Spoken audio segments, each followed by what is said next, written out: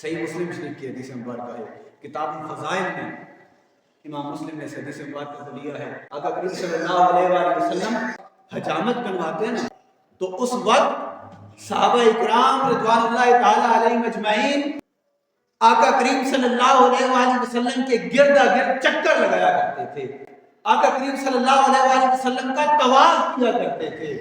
کیوں؟ اس لیے کہ جب وہ حجام آقا کریم صلی اللہ علیہ وآلہ وسلم کے منہ مبارک کو کاٹے تو وہ منہ مبارک زمین پر نہ گرے، صحابہ اکرام اس کو اپنے ہاتھوں پہ اٹھا دیا کرتے تھے اور اس کو سینے سے لگاتے اس کو سنبھال لیا کرتے تھے۔